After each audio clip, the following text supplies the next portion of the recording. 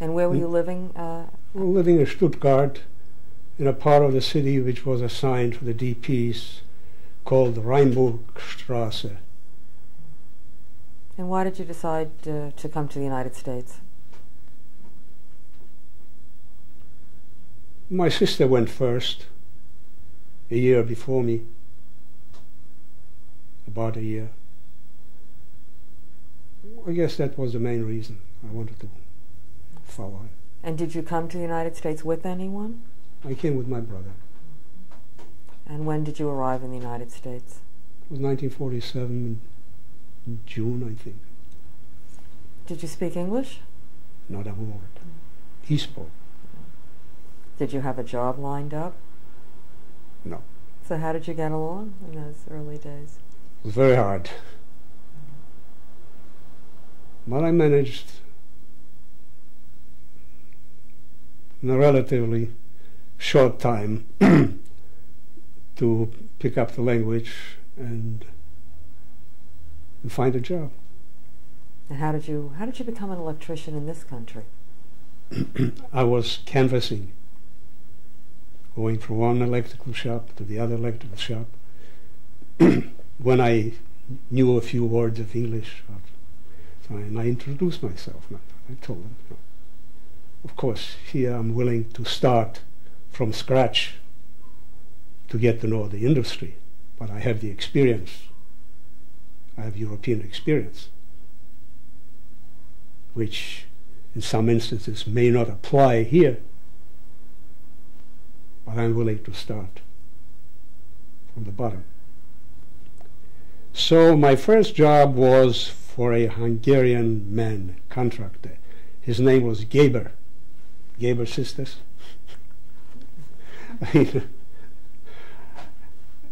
And I didn't realize that they have two currents here, AC and DC. And they have different fluorescent fixtures for AC and different fluorescent fixtures for AC. At one time, he sent me up to a artificial flower shop, I remember, to change a fixture. He gave me the fixture. Didn't tell me that this is a DC fixture or an AC fixture. I came up there, and I was told this is the fixture, which has to be changed. So I changed it. When I put on the switch, it's starting spreading fire. I couldn't understand all kind of colors, you know. I couldn't understand it.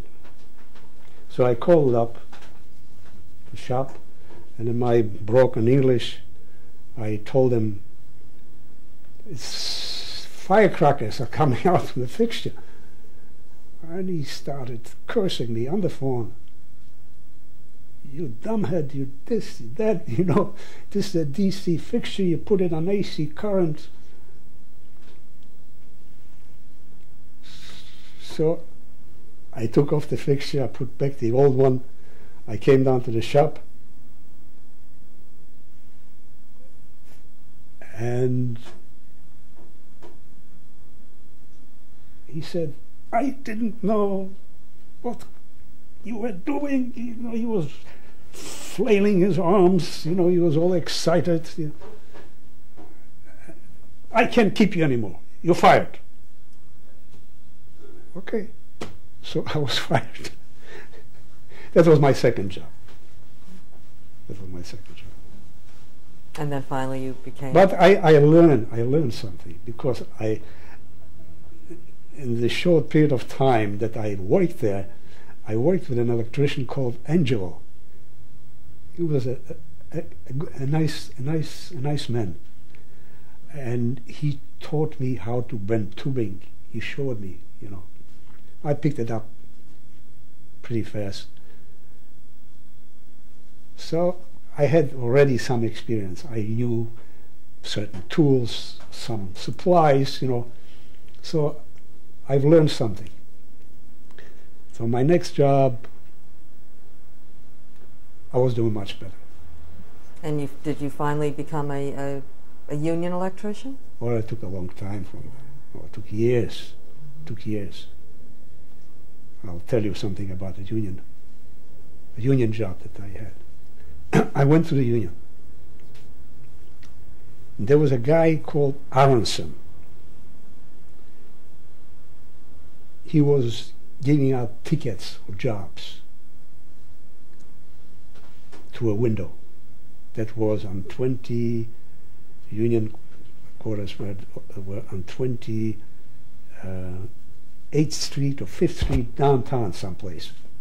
And I told him my hard luck story. Well, he looked at me. Okay, I'll give you a job. I'll put you to the test. So he gave me a job in the Bronx. I came to a factory. They were manufacturing fixtures, fluorescent fixtures. They were manufacturing fluorescent fixtures. I said, well, it's not a job for me, but... Well, they put me on a chair and they told me to cut pieces of wire all day long. In the process, I fell asleep doing it. But, you know, well, they called up the union, what kind of workers are you sending us? He's falling asleep on the job. So they laid me off the same day. I went back to the office, to the union headquarters, and I told them, and I said, look, I'm an electrician. They told me that you don't want to work, that you are sleeping on the job. I have no job for you. That was the end of my Local 3 attempt. Then it took years, 10 years or so, until I managed to get into Local 3. And how many years did you work for Local 3? Oh.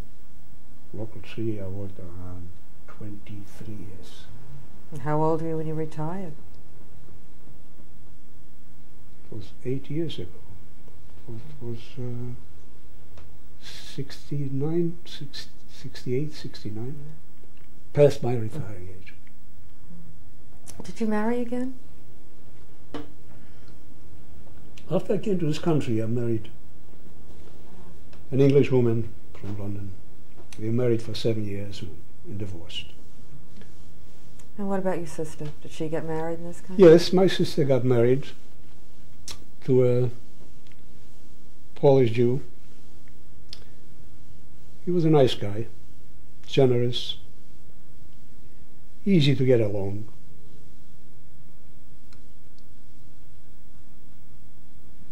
I had no problems with him. Yeah. Did they have children? They had 2 children. They had a girl and a boy. Were you close to them? Very close. Shelley and Andy. Well, Shelley got married. She had 2 kids, beautiful kids. But unfortunately, she became sick, colorectal cancer, and after struggling for about 2 years, she died. Is your sister still alive? My sister died about a year or so later of cancer. Yeah. She followed her daughter. In this country, what are the kinds of things you've become interested in? Your hobbies? Well, my first interest was music. When I came to this country, I religiously attended the concerts in Carnegie Hall for quite a period of time. Then I got interested in the museums, which I visited quite often. Museum of Natural History as well. I was exploring the city. It's a big city. It takes a lot of time to to explore it and to get to know the city. And frankly, I still don't know the city after all the exploration I have done. Mr. Gotfryd, to your knowledge, was there ever... My interest also go to dance, classical, as well as modern and contemporary. Mr. Gotfryd, to kind of switch tracks, to your knowledge, was there ever any investigation done in the case of the death of your father? One day I was called to appear at the German consul as a witness in the case of the death of my father's death. Do you remember about when this was, about what year this might have been? If we have the document, we can see the document. We have the document. Later. The document will tell us. Okay. Where's the document? Well, we can look at that later. But Okay, all right. Maybe about 1970 or so. Something like that. Good. Yeah. Okay. And why did they want to see you at the German consuls? When I came up to the German consul, I met a district attorney, a woman, who informed me about the apprehension of SS guards by the name of Skonečny. And I was asked whether he killed my father. First, I was asked whether I know him. And I knew him. I knew him even before he killed my father, because he was in charge of a barrack that they called for emergency treatment, for cuts, injuries, and he was in charge of this barrack. At one time I have injured my foot. And this is my first encounter with him.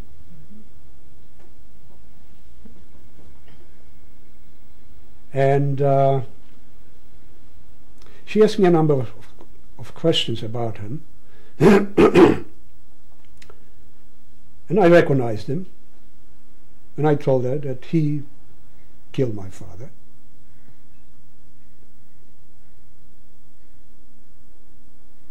As far as I remember, I think that he had a lawyer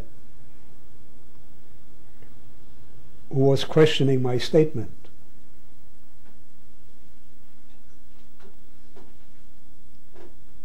And after having spent some time with this district attorney, she told me, we will let you know of the outcome of this investigation. And years went by and I never heard of it. Recently I wrote a letter to the court that she was connected with, and I received an answer this week informing me that they don't know anything about this case, and they are going to refer me in the near future to another court. Maybe they are familiar, maybe they'll have the information of the result and the outcome. Mr. Gotfryd, why did you decide to give this testimony? What is it you want people to know about what happened during the Holocaust?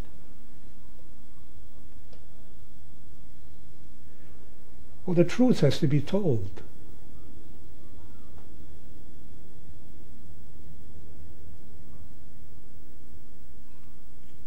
The truth should never be covered up. The world has to know about it. Future generations have to know about it.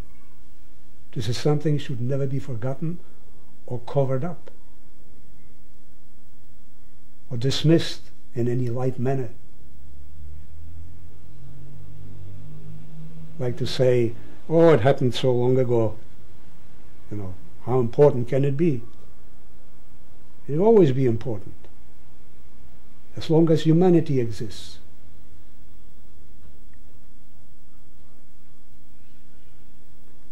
Do you have a special message or statement that you would like to Yes, give? I do.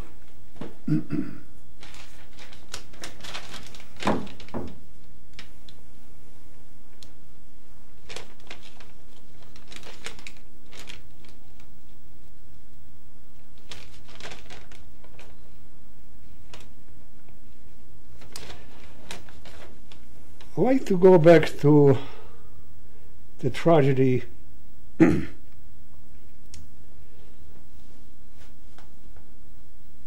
which took place on the evacuation march concerning my father. I'd like to address the issue concerning the tragic loss of my father during the evacuation march from Radom to Tomaszów, organized by the German SS guards. I'd also like to say that anybody, and in this case it is my brother, who for any reason distorted, obscured, or failed to tell the truth about the tragic drama, though I myself have informed him about it, is equivalent to committing a moral atrocity. I had no reason to have concealed the full and real story from him at the time. It was only a natural phenomenon for survivors to ask and to tell about the fate of the rest of the family.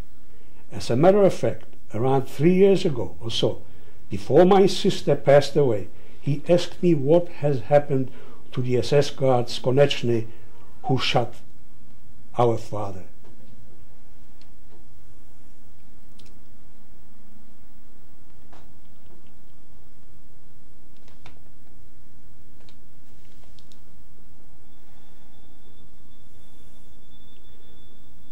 Konečný was apprehended by the German authorities after the war. I was called to the German consul in New York to testify as a witness before a German district attorney, and and I was informed about it. He was informed about it as well. This is sufficient proof that he was informed well enough to write the real and the whole story. This is not fiction. On the contrary, this is or was a chilling truth. I am not seeking any retribution, and neither it is my intention to promote my personal involvement in trying to save my father as a heroic accomplishment. But I feel strongly and passionately that the story about this tragedy has to be told the way it happened, to the very end of it. And instead of dismissing it with a self-promoting brief statement about a conversation between myself and the writer which never took place. The Holocaust Museum is a repository of truth involving millions of innocent victims slaughtered by the German butchers. I strongly feel that the presence and display of any document or writing in any form or content in the Holocaust Museum distorting, concealing, or simply failing to tell the true story about my father's tragedy and my involvement in it is a travesty of the truth. To be specific, I'm referring to the paragraph on page 116, starting with "my brother told me," which is part of the story called Execution, from the book Anton the Dove Fancier, written by Bernard Gotfryd. And I repeat, this conversation never took place, and the claim of having asked him, "What would you have done to save our father?" is preposterous and pretentious. What I have told him was the real story, the way it happened, without any deviations. The fact that I am a charter member of a Holocaust museum, compounds the revulsion this callous, shameful act has caused me. With profound regret and deep emotion, I am compelled to address and bring this sensitive issue to the interviewer's attention, and hoping that in turn it will be brought to public attention. There is at least one living witness to attest to my side of the story, which I have told during this interview.